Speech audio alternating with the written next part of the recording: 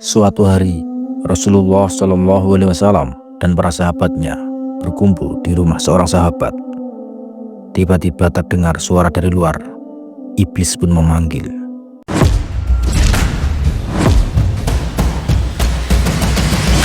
Assalamualaikum warahmatullahi wabarakatuh. Kembali lagi ke channel Ngangsu Berkah Ilmu. Kali ini kita akan membagikan sebuah kisah yang luar biasa mengenai dialog antara Rasulullah SAW dan iblis. Percakapan ini begitu menggetarkan karena mengungkap strategi dan tipu daya iblis dalam menyesatkan manusia. Wahai penghuni rumah, izinkan aku masuk. Kalian membutuhkan aku. Rasulullah SAW pun bertanya kepada para sahabat, tahukah kalian siapa yang berseru itu? Para sahabat pun menjawab, Allah dan Rasulnya lebih mengetahui. Kemudian Rasulullah bersabda, itu adalah iblis yang terkutuk. Semoga Allah senantiasa melaknatnya. Mendengar hal itu, Umar bin Khattab radhiyallahu anhu segera berkata, wahai Rasulullah, izinkan aku membunuhnya. Namun Rasulullah menahannya. Bersabarlah wahai Umar. Engkau tahu bahwa iblis telah diberi waktu hingga hari kiamat. Allah Subhanahu wa Ta'ala berfirman dalam Al-Quran, beri tangguhlah aku sampai waktu mereka dibangkitkan. Lalu Allah menjawab, sesungguhnya kamu termasuk mereka yang diberi tangguh.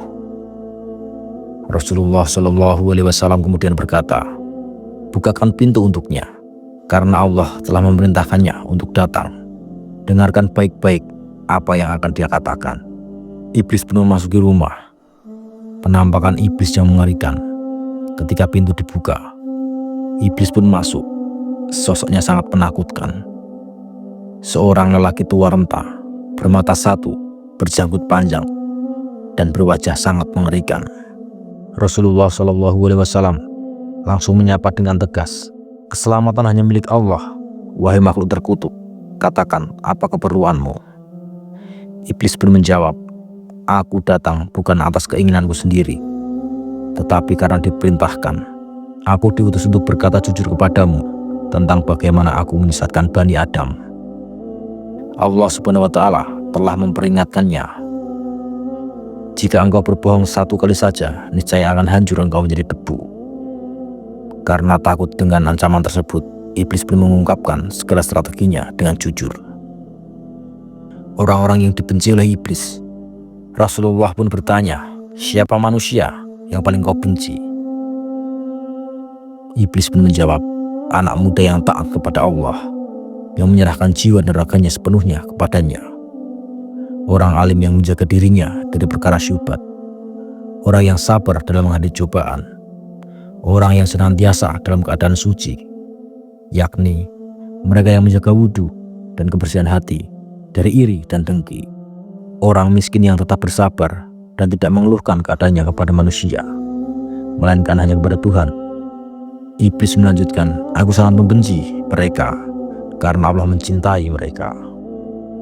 Ketika Rasulullah SAW bertanya, bagaimana ia menggoda manusia?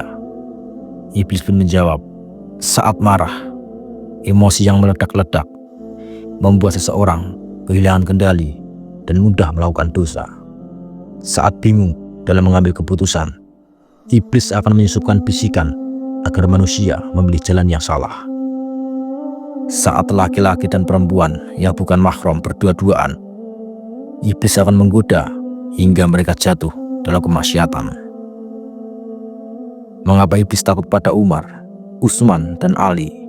Ketika Rasulullah SAW bertanya tentang para sahabatnya, iblis menjawab, Umar bin Khattab, aku takut padanya karena ketegasannya dalam menjalankan agama.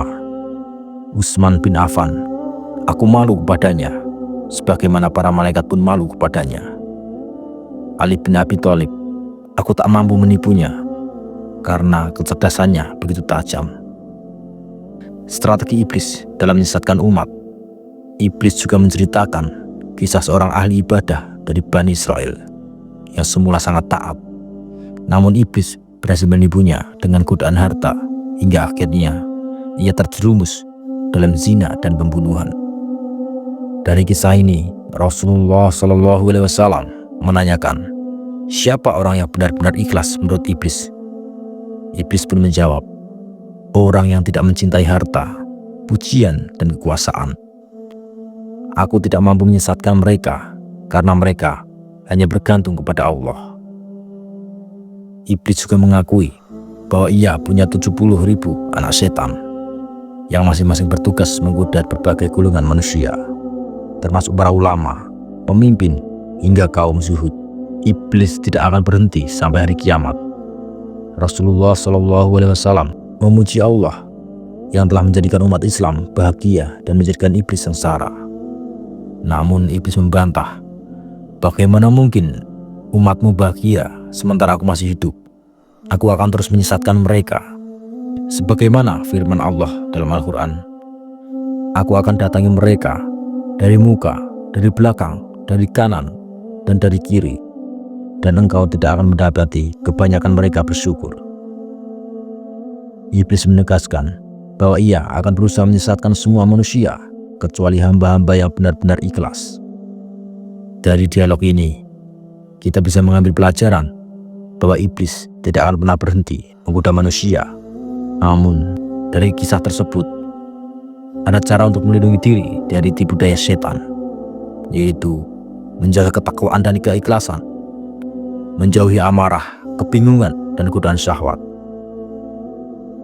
menjaga sholat, puasa, zakat, dan membaca Al-Quran, tidak tergiur dengan harta dan pujian manusia. Semoga kita semua termasuk dalam golongan yang mampu menghadapi godaan iblis dan senantiasa berada dalam lindungan Allah Subhanahu wa Ta'ala. Wallahu a'lam bishawab. Semua kebenaran hanya milik Allah Subhanahu wa Ta'ala. Segala kesalahan dan kekhilafan murni ada di kita. Sampai jumpa di kisah ataupun cerita selanjutnya. Wassalamualaikum warahmatullahi wabarakatuh.